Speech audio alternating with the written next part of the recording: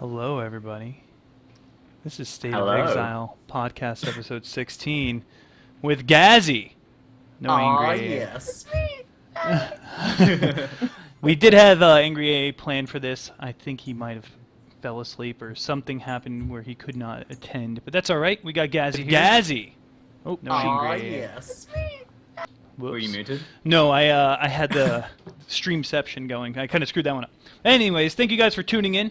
I want to thank Grinding Gear Games for an awesome game. We can continue doing these podcasts. You guys have supported them. They provided us some MTX to give away at the end of the podcast. They've watched these podcasts, and I know they definitely take some of the constructive criticism we have to offer. So thanks, guys. I want to thank Twitch again for helping us out as always. You guys are awesome for getting us the front page recognition that this podcast freaking deserves. Yeah. Twitch has been continually helping out the PoE community and getting PoE, more well known. It's definitely grown drastically on Twitch. So thanks, guys.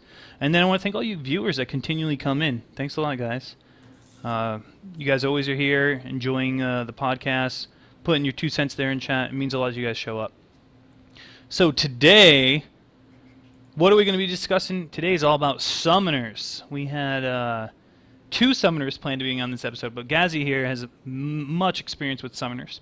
We're also going to be discussing the economic shift now that Elrond's nerf from 1 Divine Orb to 2 Exalted Orbs for the Master Crafting. And we'll also be discussing the ever so popular Lightning Coil and armor in its current state.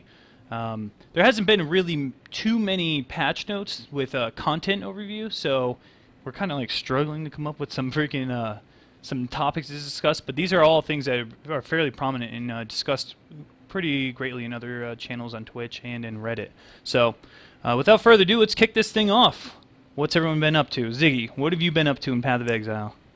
So, firstly, real life. In real life, I've been away the past couple of days because I've been at EB Expo in Sydney. So, just got back the day before yesterday, and I'm still sort of catching up. And after this morning's early wake up, I might be a little bit zombie mode, but it's good. Got to have a lot of hands-on with cool upcoming new games and meet some new gamers and just hang out and cover some things in Australia. So that was really exciting. But in Path of Exile land, I've kind of been finishing off my Tornado Shot Puncture Ranger. It's still alive. I'm still alive and beyond. Crazy, crazy. I know.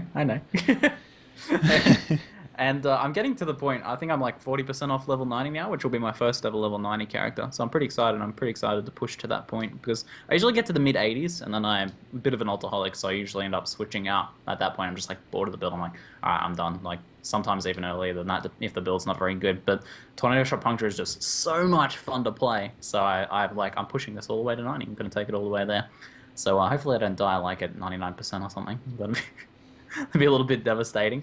But I've sort of reached this point now where I'm realizing that there's this extra little mini metagame that happens once you kind of get to the high 80s, early 90s, depending on your build, where you get the opportunity to do some interesting kind of respecs where you can change your character kind of around. I first got the sense of this when I was playing around with Fox Tactics Arca, which he's had the same Arca for a very long time that he was playing, which was in the high 90s, and he switched over from Arc to Righteous Fire Arc, and then eventually Flame Surge Arc, and then I think he did something again even after that. So a lot of this high-level respecking that happens quite a bit at the high-level metagame, so I'm sort of discovering and feeling that out for the first time ever. And you can do some pretty interesting things with builds, like start making actually pretty big sweeping changes that just a few extra levels allow you to do. So pretty interesting, so I'm kind of like just amassing my regret orbs now, thinking about doing some changes.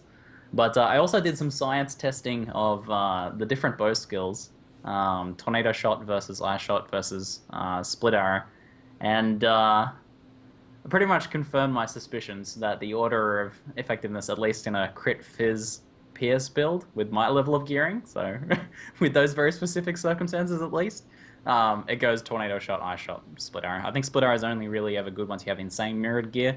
Eye Shot is really strong and is really close, just doesn't quite have the AoE and clear speed, but Tornado Shot just wins it. It's just really strong single target, really strong CC through knockback, and really strong AoE DPS. It's just so good. So I feel like we might need to see some changes to some of the other bow skills in the future.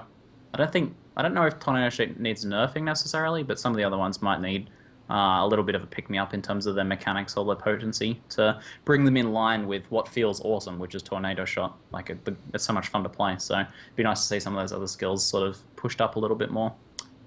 But anyway, that's enough from me. Pox, what have you been up to, man?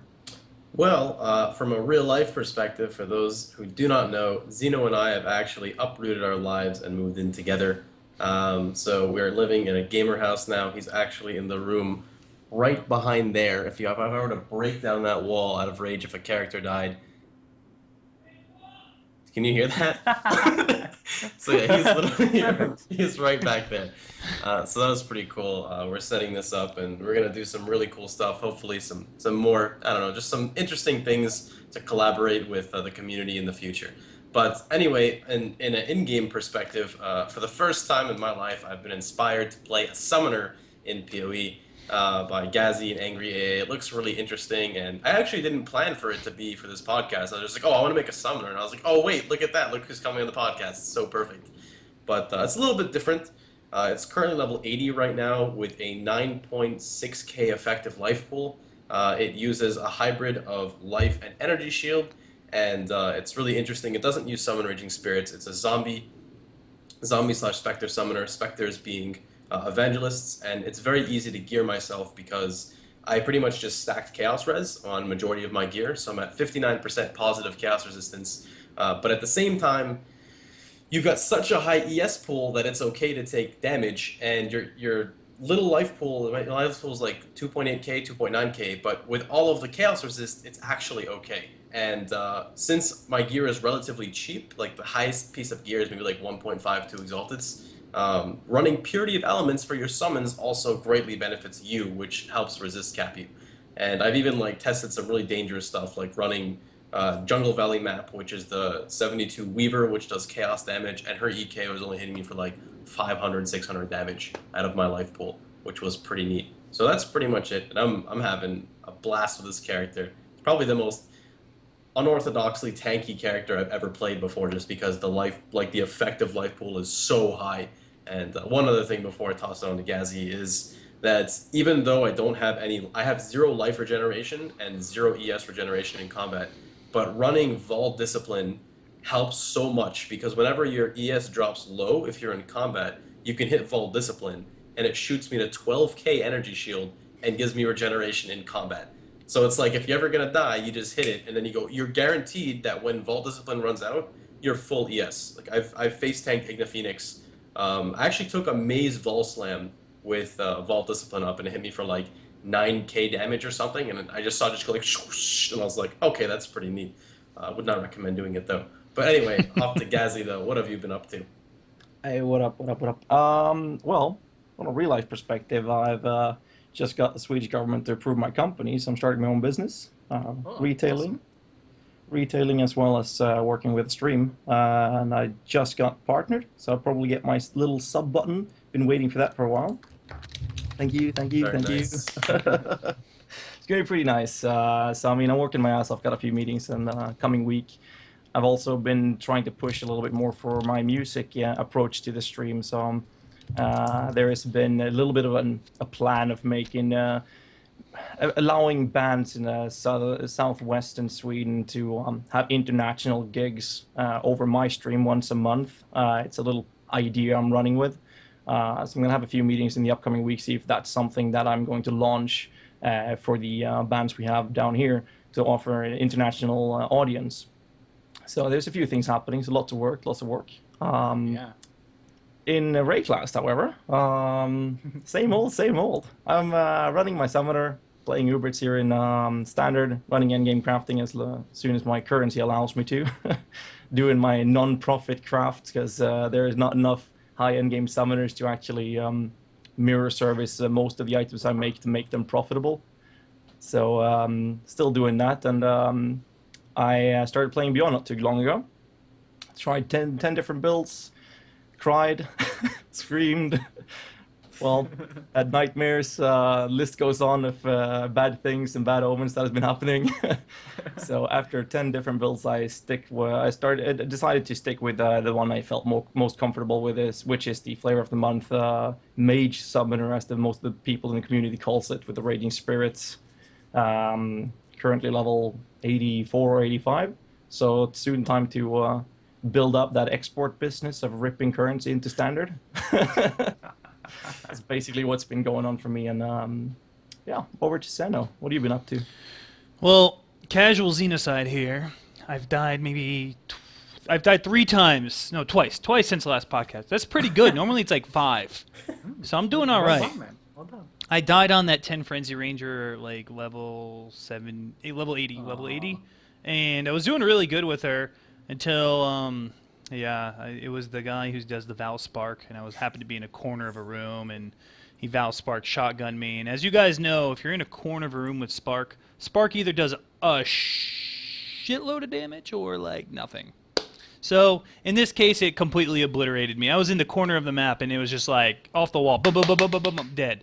So the immortal character, even though I never really called the immortal character, the idea was to never get hit by attacks. Well, I didn't. I didn't get hit by attacks. I just got obliterated by spells. I didn't have enough spell block or spell dodge. So that guy died. And then I played a physical wander going that silly CI challenge I always do, and I got froze again because I hate using dream fragments. It's getting ready to buy an Alpha's Howl. I'll be like, oh, once I get this Alpha's Howl, I'll be good to go. No more frozen. I'm good. Nope, dead. So there's that, and now I'm trying some cool guy edgy build, and I can actually say it's edgy because I was using Edge of Madness while leveling up. I was, it's going to be a crit sword build, so in before all these Dan's games in chat, but it's a crit sword build using two-handers with all the new sword crit nodes. I'm trying to be different and seeing if I can play a crit two-handed Spectral Throw build. I never really played Spectral Throw. I never like to play like all these crazy flavor of the months, but I think Spectral Throw it's evened out. It's not everywhere anymore. Some people still play it, but it's at the point now where I'm like, all right, let's try it out. I don't like to jump on the OP train. And it's oddly enough, if I don't crit, it still does a lot of damage. When I do crit, it freaking trucks. So just going around with that. And all in all, I'm actually enjoying the spec. I think end game, without Assassin's Mark, I can achieve around 45 to 50% crit. And then with Assassin's Mark, around 60% crit, which is okay. It's not your 95% threshold that you seek out. But holy hell, Dan's game. But I think the build will be all right. It's pretty fun thus far. That's it for me. So without further ado, I think it's time to discuss the ever so popular drop bears. And I know, Ziggy, this is on your pedestal. Go ahead. So I finally feel at home. Oh, more Australia is making it into Rayclass. Rayclass is pretty much like already Australia, like our New Zealand, friends over across the pond have modelled Rayclass off of Australia, as everyone knows. They wanted to let's create the most hostile land we can. We'll model it after Australia, of course. Just a little New Zealand flavouring thrown in. And the Plummeting Ursa, which I love. I love the name. So they want to put crazy things in the game, but they want to make it suit the lore, right? They want to make it feel like part of the universe. So they named it Plummeting Ursa, which an Ursa is a bear, and plummeting means dropping. It's perfect. I love it. So the Plummeting Ursa was added in. It was the first rule of Rayclass supporter created pet. I think there's going to be 3 of them, and that's by Sharon or Charan. I always screw up the pronunciation of his name. Pretty sure. Sharon. Yeah, and it's his first one in there, and he wanted to make a drop bear essentially. But they're vicious little dudes. They look kind of cute when you first look at them, but then they got those big mouths and dangly tongues and stuff. I don't know. I really like it. There's been some discussion about whether they suit like Rayclass, whether they're it's turning it into a joke game, putting kind of like memes in there. But my stance on this is that the drop bear is like a part of Australian mythos. It's just like, werewolves or zombies or dragons or something like that. It's just another fantasy creature in my mind. I feel like it fits in pretty nicely. But what do you guys reckon? Zombies Any are real. experiences with them? What's that? Zombies are real. Well, I do keep hearing about these crazy spreading diseases. Usually that's like just a cover up for a zombie outbreak. I know what you mean, man. So my take on him is I didn't even know about this whole folklore behind the drop bear. I get the pun now. Actually, this is my first time ever hearing about this, Ziggy, so So from an outside perspective, I was just like, Plummeting Ursa. Oh, they're like the baby Maybe- bears. They're just baby May- bears of the big bears. Maybe I should explain the drop bear mythos then. Yes, Because please. I actually like don't even realize that some people don't know. Like drop bear awareness is it's just way too low. And there's this troll going on where people say that drop bears aren't real, and this is just like a malicious attempt to get tourists killed in Australia. Essentially, drop bears, they look like koalas, so tourists will often wander up and they go, oh, it's a cute little koala, let's take some photos. They look like koalas from behind, just like the Plummeting Ursa does. When you look at it, it just looks like a cute little cuddly koala bear, right? But they actually have very long talons and teeth, and they what they'll do is they wait for someone to pass underneath, an animal or a tourist, and then they drop down, claw out your throat as they fall, using the weight of their body to scratch down your body and destroy you. So they're extremely dangerous, and the troll about them not being real is like just one of the most disgusting things in the world, I think. So the only real counter to them is to smear Vegemite behind your ears, because they absolutely hate Vegemite. So smearing Vegemite behind your ears whenever you're going bushwalking in Australia. Most Australians have built up enough of the Vegemite aura just from constant consumption of Vegemite. Australians are introduced to Vegemite at a very young age, like children, because it's a bit hard to eat if you're not kind of well introduced to it. So we're introduced at a young age. We eat lots of Vegemite, and that kind of like builds up our anti-drop bears. They're like, ugh, they don't like it. They don't drop, right? So we're pretty safe. But any tourists, you need to smear Vegemite behind your ears if you want to be safe when bushwalking in Australia. What am I listening to? Like, honestly. That's it's the drop bears, the drop bear awareness. Like, I think this is a very important issue. I think it's worth taking time out of the podcast to discuss this particular topic. And I'm glad that GGG have taken it upon themselves to further drop bear awareness by putting these vicious little buggers in the actual game itself. So anyway, we already have albino roa feathers and fishing rods. Next is going to be like Vegemite to drop just for these damn drop bears. This is going to be ridiculous. Vegemite helmet Please. microtransaction. I would get that giant Vegemite jar on your head. Perfect. Oh my god. So one thing I want to bring up about these little drop bears is I was unaware that they existed since I didn't have internet for about a week, and I walked out of Merville from Act 1, and a little bear fell on my face, and I was like, oh, it's so cute. And anyway, I kept on going, and then I got to Merville on Merciless, and I walked, and I had, just like this little bear. It doesn't do anything. So I walked by, and this little bear comes like plummeting down on my face with substantial physical damage, stuns my character because he hit me so hard. And the drop bears don't come in one. They have like a little pack. So then the next thing I see is like literally like a little row of little bears coming, just like stun, stun, stun, stun. And my character, I dropped like almost 3k life from these little, like the barrage of little drop bears. And ever since then, I've never seen them ever again. I've never seen them in a map or anything. But I am so scared. Like, you have the devourers that pop out of the ground, and you have the drop bears that come from the sky. Like, they don't come from trees. Like, they're somewhere in the sky. They're just gonna be like, Ew! So I don't know. I'm kind of concerned now. Substantial Terrifying physical, exile powerful sandwich. fit. A layer of Devourer, Exile, and Drop Bears. Perfect. Yeah, I was wondering if they could potentially be dangerous. I have heard that they can hit on the drop, but I haven't actually seen that because they have a delay. So as long as you're moving, they'll drop behind you. They'll never hit you. But I think if you get into the trigger point and stand still, they will hit, and it probably hits pretty hard, as Box is saying. Is that So watch out. confirmed? Is that confirmed? Because Devour scare the shit out of me. If I'm running and I see that ground effect, I pop everything I got, like everything. And even if I run away, they still hit me. Are you sure about that? That the drop bears actually I'm don't not sure, but that's what I've heard. Yeah, I haven't. I keep trying to test it, but I always move and they drop behind me, so I can never get them to trigger while I'm standing still. So I'm not sure what has to happen for that to work. I don't know if it actually happens or not. Maybe some people in chat can mention Being or not. one shot, man, you would have to have like powerful crit sub fizz or something crazy. I mean, they hurt, but I don't think one shot. It would have to be some crazy roll, like extra damage map, sub fizz, powerful crits, craziness. So I guess that's it for drop bears, huh? Do you guys want to talk about anything else about these little? Well, how do you guys feel they fit in the game? Like, do you give any credence to the discussion that they're too trolly or too memey to put in the game? Or I think it's going to be the new Spectre meta. Oh please! wanna We're just make gonna them fall like- down from the sky on No, you don't people. understand. Haste. This is when minion speed's gonna come in handy. Essentially, by stacking all this speed, the drop bears will run and drop so fast that it will permastun anything you see. Do they actually do that as specters? I don't think so, no. Okay. But I can hope. I honestly, in terms of meta and lore, I honestly thought they were just the big bears you always see. I thought they were just like little versions of them. You know, you see the gigantic squids and the little squids. So I just figured, oh, maybe the bear calls them around. That's what I initially thought of when I saw it.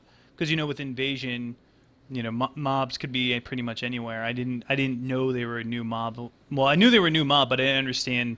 I thought they were just introduced in the lore. I didn't know Sharon made them. And in terms of in the future, if we have any more meme type things, please do chupacabras. Thank you. That's it. Actually, one more thing to bring up. I just remembered. Running maps now with animals can have drop bears and devourers, right? So like, what if a devourer pops up, hits you with that hit that stuns you, and then a drop bear comes and stun locks you? It's gonna happen. There's gonna be a Reddit post. You know what? He's gonna open a chest. He's gonna open an ambush chest, and it's gonna say guarded by 3 packs of magic monsters, and nothing's gonna pop out. And he's gonna be like, oh, it's because it's near a wall. And then all of a sudden, boom, and he's gonna get one shot. It's gonna happen. Just wait. It's going to happen. I'm Level telling you 99 rib right video now. on Reddit. It's gonna happen. Drop I bears. can't wait. I'll do that analysis. Yeah. Oh man. When that happens, I'll make sure to laugh when I die. I'm done with my rant though. That's all. So, just before we go to the next segment, guys, I completely forgot to mention that we are going to be doing a Q&A at the end of this podcast. So, at any point in time during this podcast, you can have a question directed to one of the four of us, or at all. If it's directed at all of us, we'll try to answer it the best we can. But in the sake of time, please try to direct your questions to each individual. The way you submit a question is you just say, at ZiggyD, why do you like drop bear so much? Just like that in chat. Someone will copy and paste it into a Google Doc, and then we'll review it at the end. So any question you guys want to submit to any of us, please go ahead and feel free to do so in chat. So let's talk about, there's a whole lot of discussion going on about Lightning Coil and why it's the best and why armor isn't nearly as good. The first thing I want to address about Lightning Coil is that Lightning Coil has been around for a very long time now, and it's always been solid. It took us nearly a year for it to be like the GG premier piece. Before it was like a nice 6-link Astro plate with 2k plus armor. Now everyone's like, just screw it, go Lightning Coil. If you're evasion based, go Lightning Coil. And what do you guys take on that? Well, I'd like to say that Lightning Coil is definitely a very good way of mitigating physical damage.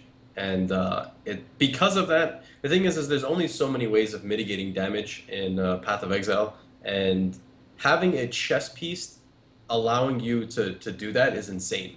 Kind of like how Cloak of Defiance works. Like, you don't have to make you don't really have to build around it. You could just run Purity of Lightning and get good resists, and then run your Lightning Coil. So whereas most players, have to spread her out to be like, oh, I have to spend 2 life note or 2 nodes to get this ES, or 2 nodes to get this life wheel, etc.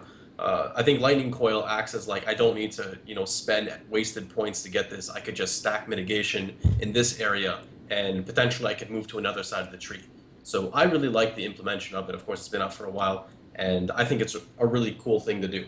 Like, just being able to mitigate damage in a different type of way. I think that Lightning Coil has always been solid. And before they were like dirt cheap. Heck, in Nemesis, you can almost get one for like 1 chaos when they first came out. Everyone's like, minus 60 lightning resist. This thing is crap. Yeah. Didn't realize the true potential of it. Oh, go ahead, Ziggy. I was just going to say, I remember when they first came out and everyone's like, this is not viable. No one's going to use this. Yep. They're like, is this just like some sort of crappy DPS chest because it's got that lightning damage on there? It's like, no one's going to use this. Minus 60 lightning resist? What? And then you get shock stacked whenever you get hit by a physical? No. Yeah, that's certainly a bit of a shift there. To be fair, now with the changes to shock, it did get a stealth buff because you can only get, shock stack once. But because you have so much lightning resist, especially if you're running Purity of Lightning, it's going to last like, half a second. It's that worst case scenario where you get shocked and powerful crits and all that, stuff happens. I don't know. Where I don't know if that is a buff for it, because I feel like with Lightning Coil, you're only ever getting shocked once every now and then anyway. And that shock that you do get is much more potent, 20% more potent than it was before. True. And generally, like, you'll never get triple shock stack because if you're running a Lightning Coil, you're using a remove shock flask. Like, I don't know why you would not. It just makes perfect sense to do so. So I think that getting that one shock stack I think is more dangerous now. So I don't know if that was a buff. I'd say that was almost a nerf for it. There are those crazy situations where maybe you get crit by 3 things at once, or you get crit by Spark is notorious for the triple shock. Yeah, but in terms of Lightning Coil, Coil. it's only ever like a single shock anyway. So I don't think that was much of a nerf for it. I personally looked through the Lightning Coil and how the mitigation works, and I think it's a very stable item in itself. But take different classes and their point of views on this item. Say it's summoners, we're not supposed to be there tanking anything really. If we get hit, it's collateral hits or unfortunate aggro. So Lightning Coils is completely wasted for us. You have, I don't know about ranges that much, but I take it you don't want to be standing there tanking anything either. Wouldn't you say that Cloak of Defiance or even a Belly of the Beast would be more suitable in terms of defensive mechanisms contra the Lightning Coil? Never. No. Like, Cloak of Defiance is really good once you have that EB high mana threshold, but like, if you're a pure evasion class, Lightning Coil is amazing because it still provides a decent amount of evasion. And it's when you finally do get hit by physical damage, it's severely mitigated. And if you're running endurance charges on top of that, you're getting free mitigation pretty much from endurance charges. All you need is 1 gem equipped. 1 gem. And now you can put Spell Echo on it. So you're guaranteed 3 charges, like almost always, if you have a leveled Enduring Cry. That's 12% physical mitigation on top of your Lightning Coil. Then you have Acrobatics, then you have Evasion, you have Block. I mean, it's just ridiculous how well it works for an evasion character, or even a bower that doesn't have Block. They need that. So for evasion, it's almost like GG. I mean, I tried out Queen of the Forest, and it was really cool to have all that move speed. At the end of the day, though, Lightning Coil is just far superior. And then for armor builds, if you already have a decent amount of physical mitigation, depending on if you understand how armor works, when you take those really, really big hits, armor tends to do less for you the bigger the hit. And now you have Lightning Coil, which is just flat mitigation. It trumps armor every way, shape, and form. And it makes you realize that armor just needs a buff. Nerfing Lightning Coil I don't think is the answer, because nerfs, it doesn't fix the problem at hand. The problem at hand is the way how armor works in this game. And nerfing Lightning Coil I think would be the wrong answer. I just think overall armor just needs an adjustment on how it works. The percent physical mitigation it says it does, it actually should do. I don't know. I just think Lightning Coil will always be the answer until they change the way how armor works in this game. What do you think? What do you think, Ziggy? Yeah, I think Lightning Coil is the point where it's almost mandatory for an evasion build, and then, as you said, still really strong in armor builds as well. It's just using a Lightning Coil is a little bit annoying. Like, you need to kind of set your auras up around that, or at least build for the resistances. You can run Lightning Coil without using Purity of Lightning. Like, I think you can.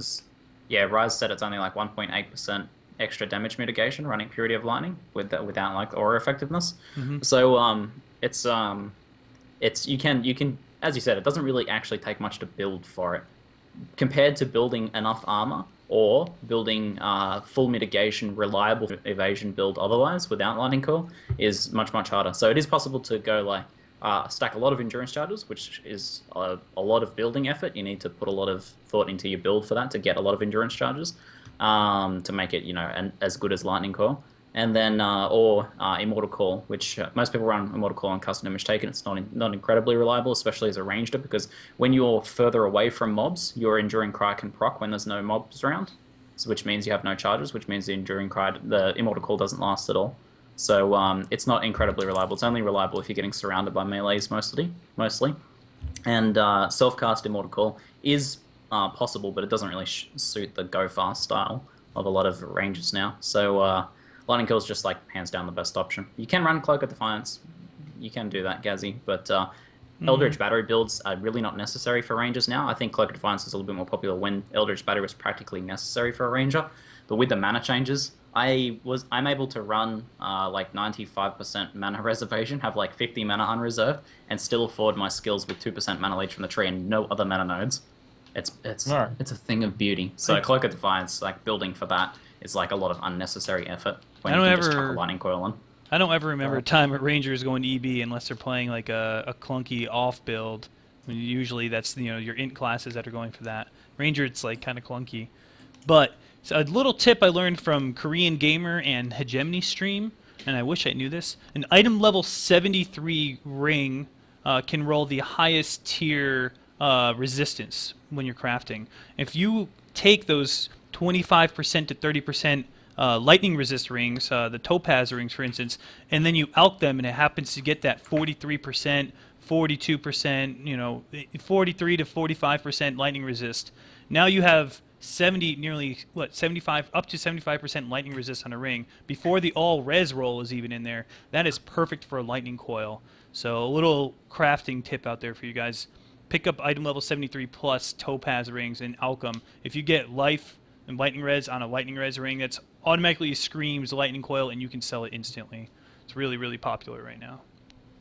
That is actually something that I'm planning on for the future, to make not end game craft guide, because I think that there's not enough people to do that, and the ones that are doing it already knows how to do it.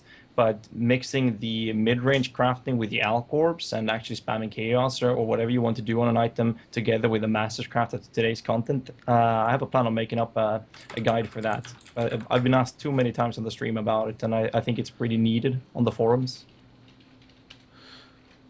I made a mistake. It's item level 73. I got crucified. My apologies. Anyways, let's see now. Lightning coil and all, I think a lot of people are screaming nerf. A lot of people are saying change armor. I think the correct way to do it is change armor. Pox, your opinions are the same, I'm assuming? My opinion is the same, but I have to disagree on the armor part. I actually think armor is semi-okay where it is now, and here's why. So it's easy to get a little bit of armor. It's true. Getting a little bit of armor helps with mitigation. There are ways of mitigating certain damage via endurance charges and granites. The problem is when you get a character who specs into iron reflexes. So just a regular build that walks by iron reflexes, and then he walks by an aura bot who has grace and determination at level 21 or 22 with every aura effect node. That guy now goes from his 4 to 6k armor to 18 to 24k armor. With 5 endurance charges and then popping a granite or jade, he'd be, I don't even know, like 50k plus armor. And if you increase the way the armor scales, that guy without a lightning coil will take no physical damage if you were to buff armor. And I'm talking about a guy now who's just dueling with someone. Not even making a build around it, just around someone. Like say you have a summoner who's running Grace Determination for, if he wants to, and he's running aura effects. He would benefit that guy in ridiculous ways. So that's the only thing I would say. If they're gonna change armor, they just have to be very careful with people who don't spec into it, but gain so much benefit off of it. So I agree with you, Box. I don't think buffing especially the amount of armor is a good fix. But I do kind of agree with Xeno's other idea of maybe a mechanics changed armor. I've kind of have never really understood but liked the idea of the way armor works in PoE, where it mitigates less against bigger hits and more against small hits. It makes sense. I love using the example of a guy wearing plate mail gets stabbed by a dagger, he takes no damage, but then a wrecking ball comes and smashes him, and he takes a lot of damage. I like that. It makes a lot of sense. But in terms of the gameplay mechanics, I don't know, I think it's causing some problems, and that's a part of the reason why you need those full mitigations, even as an armor character stacking a lot of armor, because that big hit can still kill you. The armor is not much better than evasion when you get hit. It's doesn't make that much difference. Something I always say is if you're going to get one shot, if you're going to take about 5k damage, let's say 6k damage as an evasion character, and you're going to get one shot, chances are you could get one shot as an armor character too. That's the sad thing. An evasion character and an armor character from that big hit can both essentially get one shot. But not with a lightning coil. But not with a lightning coil. Lightning coil is just pure flat mitigation. It doesn't determine how big or small the hit is. Its mitigation is mitigation. I just think it just needs to be a mechanics change. Yeah, maybe lowering the amount of that scaling, or even completely removing that system, would be the solution. But I don't know. I might be missing some sort of benefit of this whole system. It's a really neat idea, but sometimes neat ideas don't actually have any gameplay benefits, and it's also pretty unintuitive as well. Which I don't know. Well, there is a very good solution to the entire problem, really, and the answer is simple. It's short. It's one word: summoner. I have 11 armor on my Uber 2 summoner. I don't need it. I was waiting for like this knowledge bomb, and I was not disappointed. It was a big knowledge bomb. You're welcome. Everyone play summoners. I got it. Solution That's to it. everything. That's the answer to life. Summoner's life. Summoner is love. Perfect. Perfect. But yeah, I think so we talked a bit about armor, but I also think evasion might need some changes as well if we want to move away from the Lightning Coil meta. Evasion, I think, is almost in a perfect spot. Evasion, I really like the mechanic. I think it's pretty damn reliable, but you do need that extra coverage. I kind of went through earlier about the issues with getting an endurance charge evasion set up. It's pretty like counterintuitive in terms of building an evasion build and then going a lot of endurance charges. You need to kind of go to the other side of the tree and all that. And then running a permanent immortal coil setup it's not really practical for most people. And then the cast damage taken is not reliable. So the Lightning Coil is the only real option left there. Or like, yeah, you go like a hybrid build, but that's kind of a different story. But for a pure evasion build, I think there needs to be some change there. However, I'm stumped on what that could be. It needs to be another mechanic like Lightning Coil, but that doesn't really help solve the problem, does it? Lightning Coil is like the perfect answer to the problem of evasion. It just sucks that that's the only answer. In terms of attacks, I think evasion is fine. You roll the dice. That's what you signed up for evasion. You signed up for dodge and block. You know you're rolling the dice. That's the suffering. It's those physical spells, those freaking physical spells. Those evangelists. They boom, just suck it, and it just hurts. Hey, what are you gonna do against them? Just get wrecked. So Lightning Coil or endurance charge setup. And I was running a cast when damage taken. I was using self-cast Enduring Cry with Spell Echo, and then I was using increased duration quality with an Immortal Call quality. 1/3 of my life threshold on your cast when damage taken, which is higher than most people go. 1/3 HP of my... The threshold was 1/3 of my total HP. And then I was running Molten Shell in there too for the extra buffer of damage to help out with physical spells. That's like the only really way I could figure out other than a Lightning Coil. I don't know. Yeah, it's some people in chat will be like, Lightning Coil is not overpowered. What are you guys QQing for? It's not that Lightning Coil is overpowered. It's that it's the only good option for a lot of situations, and that it reduces diversity. And Lightning Coil, I don't know about you guys, but it's not fun. Lightning Coil is anti-fun. I like to say it's anti-fun. You're like, oh damn, now I need to like sort out all this lightning resist or run Period of Lightning. How boring. It's like just a purely defensive that you're kind of obligated to run, and that doesn't feel that fun. It doesn't promote diversity. It's about promoting diversity more than Lightning Coil being overpowered. So I don't know. It's not OP. It's just super flavor of the month. It's flavor of the month, and it has every right to be right now. We're not QQing about it at all. We're just discussing that armor really needs a mechanics change rather than Lightning Coil needing a nerf or whatever. Lightning Coil is amazing. It is amazing. You can't call it OP, but it is amazing. But I'm tired of talking about this damn freaking chess piece. Let's go to the real QQ. You want QQ? Here it comes. So, Elron.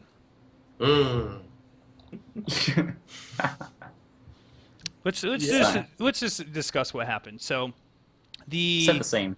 Correct. Before there was a suffix master mod craft you could put on there that required a level 8 Elron, correct? And it cost 1 divine orb, and it allowed you to craft multiple mods on an item. For instance, this is what I did on stream myself. I'm sure many other streamers did.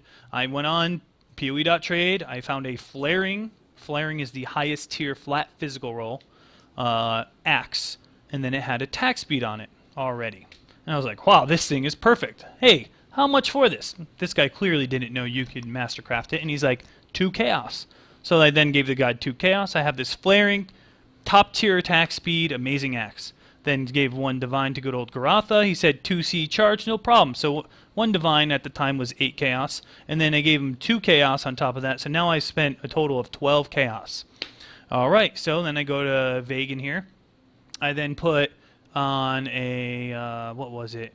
Physical hybrid roll, physical percent roll, and oh yeah, when I regaled it had like fire resist. I then turned a regular old blue item to a 350 DPS axe for a big whopping 16 chaos, which is just absurd. So Grinding Gear Games was like, you know what? It is really strong. We should change it.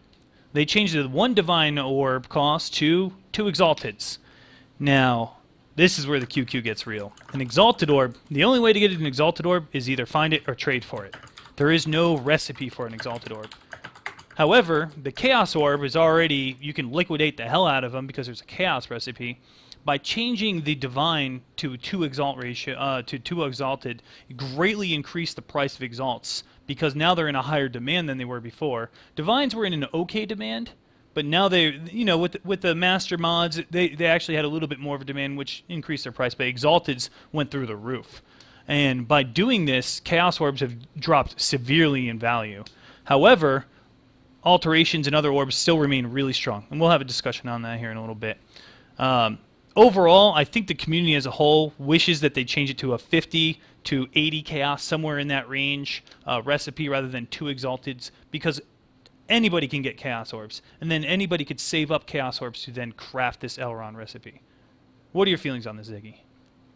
So, firstly, we should discuss the reason why they changed it in the first place. Go We ahead. heard this on the podcast last week, and they later posted on the forums that the whole reason was not to nerf the recipe, it was to make it less accessible, so harder to get to, essentially. If that makes any sense. That was their reasoning, at least. They said it's not trying to be nerfed, just trying to make it less accessible. So, to change to Exalts achieves their goal. That makes perfect sense. However, I think, yeah, as you said, most people's qualms are with it being Exalts. A problem with it being Divine as well, which was the other reason they changed it, was that although Divines are rarer than Exalts, it's very possible to fuel the Divine economy very rapidly by Tabula Rasa drops. Hopefully I explained that right. But basically, Tabula Rasa is a 6-link. It's relatively common. And other 6 links, you know, drop as well. And these can all be vended for Divines. So if there's ever the point where there's not enough Divines in the economy to fund a very, very popular recipe, people will just liquidate the Tabula Rasas and other 6 links. And that was the reason why they wanted to change it away from Divines. So that'll make sense to me. Like I think that was a good to change it from that to something else. But yes, I think I agree with the idea that Chaos Orbs would be a lot better. There is currently a bit of a chaos panic. And no one wants chaos, and no one, you know, believes in the value of the old Goldback, the Chaos Orb, which trusty Chaos Orb. I have hope for it yet, but yeah, a shift to a Chaos Orb value for the recipe, and it'd be interesting to see if they do change to this. Would give a big sink for Chaos Orbs. It still is less accessible. It takes time. It takes time to get 60 or 100 Chaos Orbs worth of Chaos Orb recipe. It takes time to do that, but it's a really good sync for that, and would help kind of stabilize that. But then on the flip side, ZiggyD, they've said in the past they don't really want to balance things around trying to make the economy look a specific way. They want the economy to do its own thing and be kind of a natural, I guess, outcome of the community or something. So I don't know. Anyway, I'll pass over to you guys. What do you guys think, Box? Well, all I have to say is that I didn't have internet for 5 days, and I logged off and logged back on, and then I looked, and like the prices were, I was just like, what just happened? So I think definitely there's 2 ways to go about it. I understand and I agree with everything you guys are saying, how there isn't really a proper recipe to obtain an Exalted Orb, so it does kind of create an issue. But at the same time, I think players may understand that you can't use this to craft like we normally would. So there is a chance the economy could stabilize when players, I guess, kind of understand it. That is, of course, I don't know. I don't know the economy 100%, but that is one thing. The second thing is I definitely would agree that if they are going to change it, it should change to a currency type that you can easily obtain. Of course, make it expensive, but something that will not just destroy the market, maybe just alter 1 or 2 currencies instead. So that would pretty much be my opinion on it. I don't have too much information on it because I haven't seen how devastating it is because I've only been back for a couple of days. But that's pretty much it. Do you have any input on it, Ghazzy?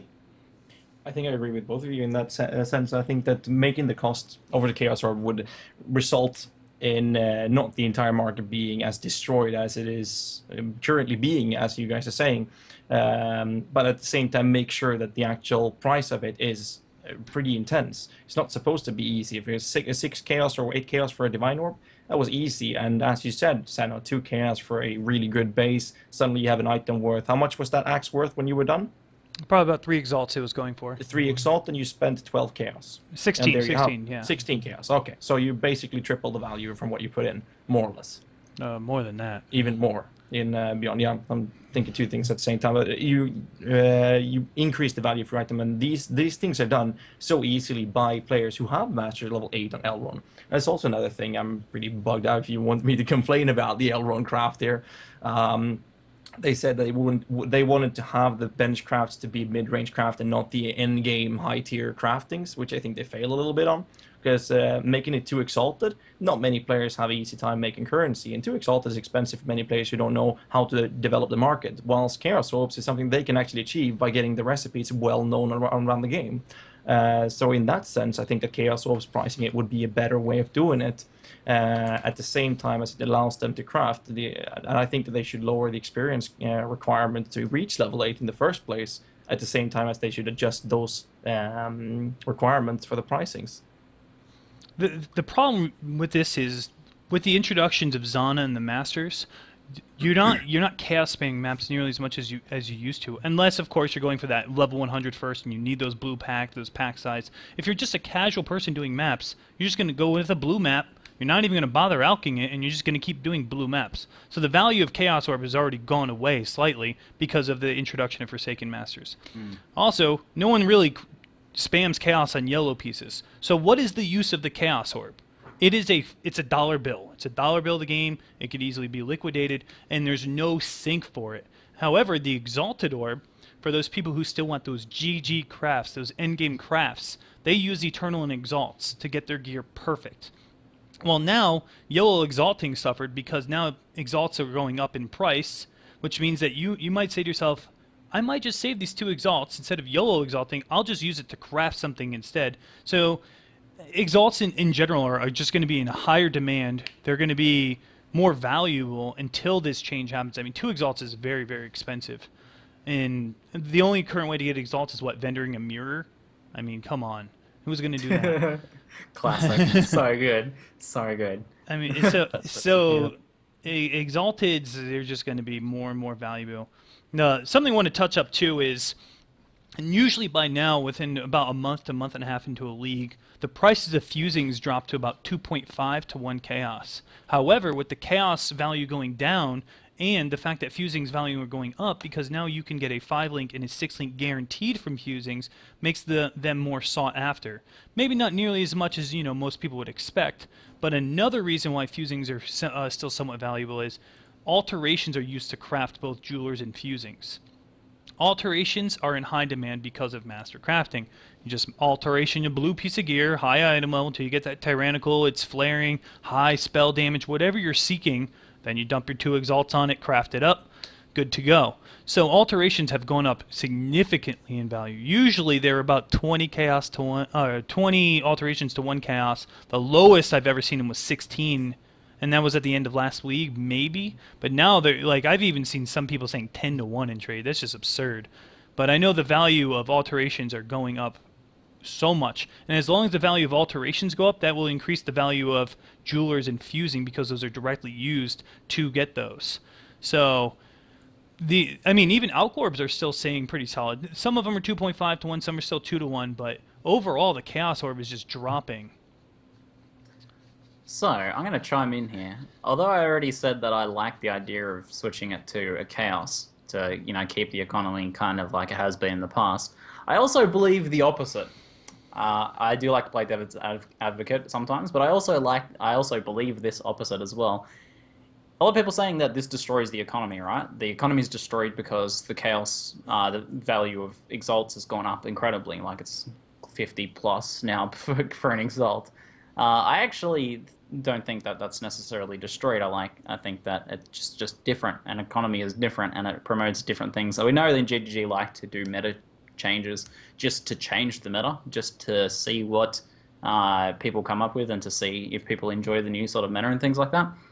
So changing the value of chaos means that it's inefficient to chaos spam maps a lot of the time. It's inefficient to chaos spam jewelry and items and rares and stuff like that. However, if the value of chaos goes down and the economy changes and we kind of settle into this new economy there, then chaos spamming things doesn't necessarily be efficient, and it's not necessarily inefficient anymore. Sorry, it becomes efficient and becomes much more popular. And then we get a rubber banding snapback as well. So if chaos goes to like 70 per exalt, then I'm gonna start buying some chaos and chaos spamming my lockboxes, chaos spamming my maps, chaos spamming jewelry. I'm gonna start doing that, and that will be a bit of an economy shift there. And I think maybe this is what GGD is going for. They want this sort of shift to happen, so people start actually using their chaos orbs. Maybe they hate the idea that chaos orbs are in the market and have only ever been used as a currency. They don't want gold in the game. Chaos orb was practically gold, so maybe they want this to be something that people actually use on items. So kind of playing the flip side there, I think that maybe this could even be a good thing if we look past the short term, if we ignore the couple weeks or even a month or two it takes for people to acclimate to the new economy. Maybe once people do, the game becomes more interesting. So yeah, I believe both ways. I think both ways would be interesting. I'm just keen to see what happens either way, whether they change to Chaos or whether they change to Exalt. I think cool things are going to happen. Something people don't realize here. Chaos has always been the dollar bill of this game, right? And now we're finally seeing a shift where there's a new dollar bill in this game, whether it's Alteration Fuse, whatever the heck it decides to be.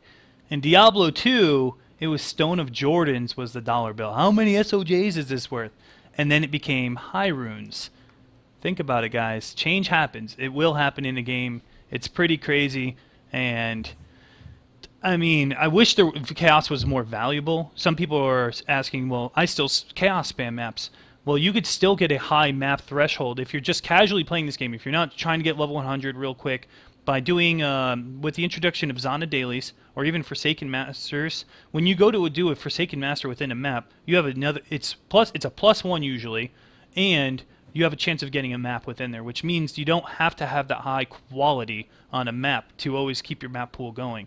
So a blue map is more than fine once you obtain like level 71 maps. And then Zana dailies, and then finding Zana in a map, that's a map within a map. Leonardo DiCaprio's dropping maps everywhere, you're good to go. I mean, you're happy with the outcome. You don't need to cast spam as much as you used to. There still are instances where you're like, you know what, I'm going to out this map. I want a guaranteed map. Hopefully I get one, and it's a bad map, and then you chaos it. Sure, but the instances where you're using chaos on maps has definitely dropped. Do you guys agree? Mm-hmm. Yeah, Well, that's less necessary. to some degree, yeah. I mean, I'm pretty new to the Beyond League. Well, I've been playing it for quite some time now, but I didn't start when it actually released. The market there is changing and shifting quite a lot, but that's temp league economy right there for you. In standard, you got 30 chaos is 1 exalted. If you're unlucky, you have to pay 32 chaos, and that's something that has been going on before any changes, and it's been that value for quite a long time.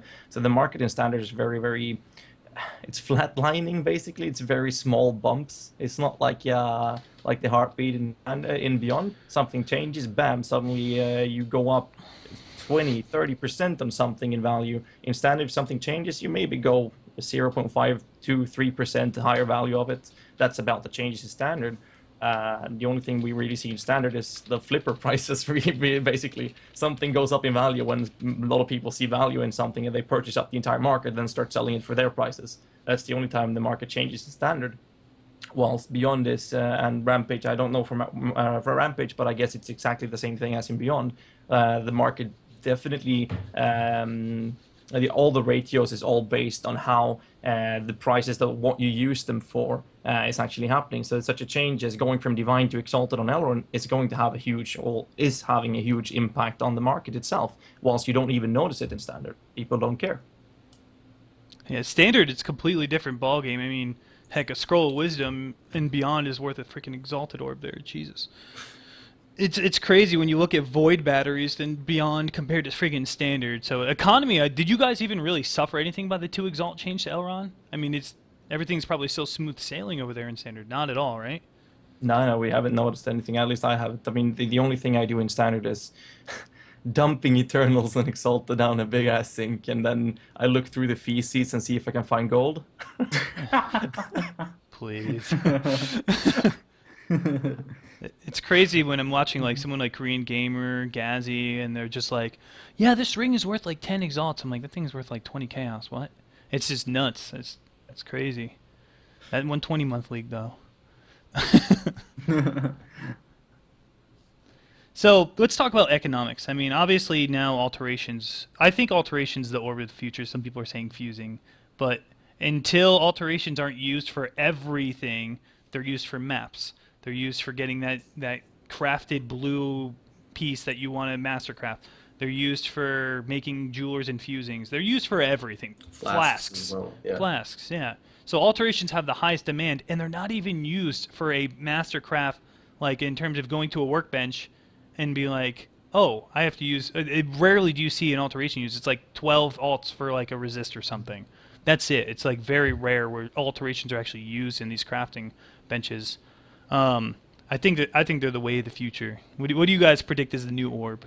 I can't see alterations ever really taking off as a trading currency. I agree in the value 100%, man. Alterations, I think, are like one of the most... I'm always starved on alterations, more than any other currency. No matter how much I try and use other stuff, I'm starved on alterations. I've got like less than 1 stack of alts at the moment because I always use them. Not only are you starved on them, it's the easiest orb to obtain. Yeah, and you're starved on and it. I'm still starved on them.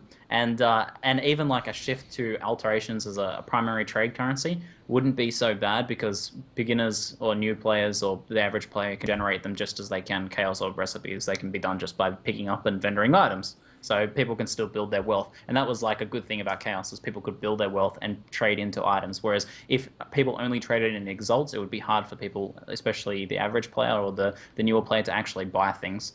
But the fact that they can generate chaos and alterations, well, both of these things fit as a trading currency. However, I don't want to trade 7,000 alterations for a unique item. I don't want to. I'll take I don't want to I'll take stack. Have to do 2 trades for enough alterations.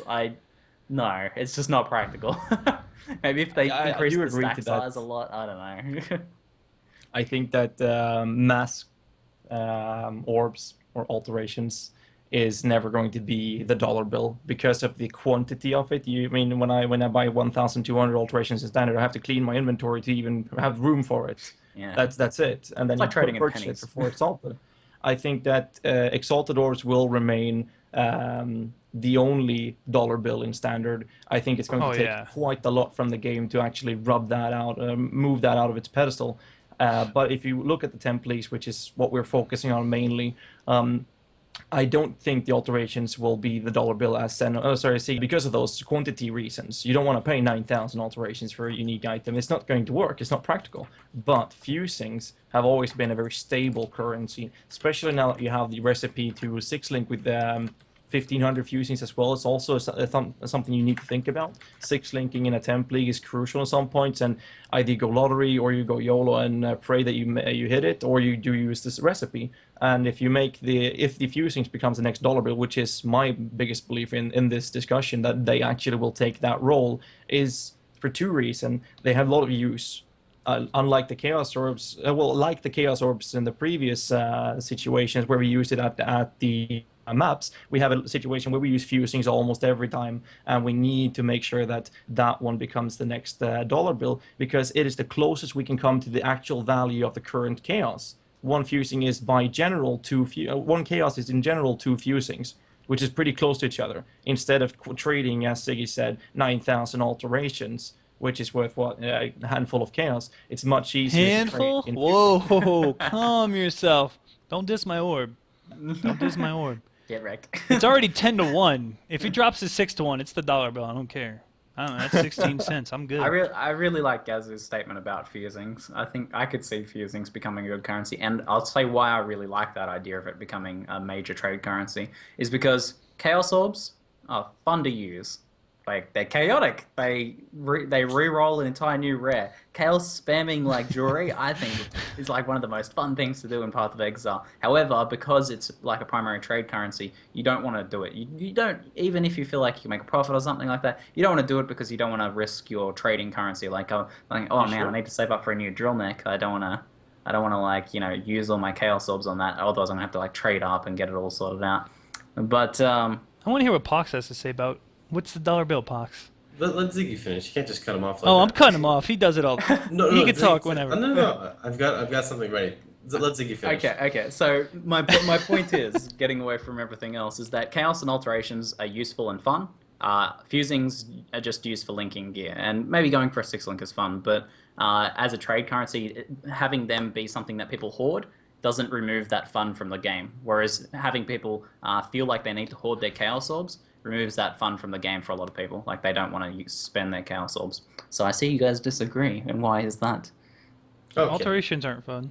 So Bad box. here's my standpoint on it. First off, I think drop bears are going to be the new form of currency. Please. But on a legitimate standpoint, I actually have to agree with Ghazzy and Mano about fusings are the future, and here's just a quick summary of it. So alterations are always going to be prominent. They're used in so many different things, but they're also used in so many recipes. Alterations can be broken down into jeweler orbs. Jeweler orbs are used in pretty much everything because if you don't have sockets, you can't link your gear. If you don't link your gear, you can't use support gems. If you don't have support gems, you're gonna try to fight DJ Paisto with like an unlinked Ice Nova, and we don't want to go there. So from then on, jewelers can be converted into fusings, and then fusings you need from there. So I think that whole kind of shebang of currency is all gonna kind of go together, and I think that the market's gonna be fine. I think it'll fluctuate, and people just have to understand the shift that every game makes at some point. You know, when you play, you know, other games and they release new content, you have to gear up and whatnot. I think with PoE, it's just going through either an economy change or they'll revert something. But I think that people need to understand that you can break down an alteration into a jeweler's orb and a jeweler's orb into a fusing orb. So it's not like you don't have a way of obtaining this currency. You sell a 6 socket, you get 7 jewelers. You sell blue items, you get alteration shards. You find fusings, you find alterations, and you find jewelers already on the floor. So I think that it's going to be okay. That's me, though. The only thing I actually did disagree on was actually the usage of Chaos Orbs. In Beyond, I have 2 goals. At Series Services, and then kill Uber Thierry. And I'm not going to join that stream of doing it just before the league ends. I'm gonna do it. I'm gonna kill Uber Thierry in Beyond as a summoner. And for that, I need a +3 staff. I think I've used 90 or 100 Chaos Orbs last week on a Serpentine staff praying. Yeah. And just YOLO clicking it, and that was fun. I like doing that, but I didn't hesitate. I mean, I could have transformed it into Exalted and probably bought one by now, but I instead used them on a staff trying to craft myself. I'm on a daily basis. Every time I find a good staff base, I bring it to my stash and I pop an alch on it. And now that I have all my other gear pieces sorted, I'm actually using all my chaos on it. Yeah, I totally agree with you, but that's what I think is not the average player experience. I think the average player, and especially the newer player, hoards their chaos because they know this. It's like a young child getting. Sorry to equate new players with young children, but in terms of life experience, it's the same thing. It's you get your dollar and you're like, oh, I can buy a video game with this if I just get 59 more, rather than using it if that dollar had some other use. I guess that was a poor example. But yeah, I think the average player does hoard those because they know that this is what they get their cool items with. They want to buy. But and it's like to use another example or a parallel is the idea of using exalts on maps. High level players in the past didn't hesitate to do that. That's what they had to do to, like, back in the day. I'm not talking nowadays, but yeah, back in the day, they didn't hesitate to do that on their 77 maps because they needed to do that. And it wasn't like, it's fine. It's an exalt. They'll make that again soon. That's fine. It's something they need to do. But a new player would like. You use exalts on maps? What? That's such a waste. You can buy awesome things with that. Doesn't make any sense. To be completely honest, exalts back in the day were 5 GCPs. GCP man, rest in peace, would be a pretty rich guy. Well, the one thing to bring up is for people who don't know, the reason why they were used on maps is because there was a patch that hit that pretty much doubled the size of every map, or like tripled the size of every map. Before, you actually had to roll on a map. For people who don't know, area is a maze, which increases the map, like overall it makes it bigger, or area is etc. percentage larger. So before, you would exalt a 78 map, which you may be spending an exalt on as it is to just purchase it, with a chance at rolling 50% increased size on the map itself. And that's, you know, another economic shift, just like you said. So I think this one's just a bit more like a, you know, more curvy and whatnot.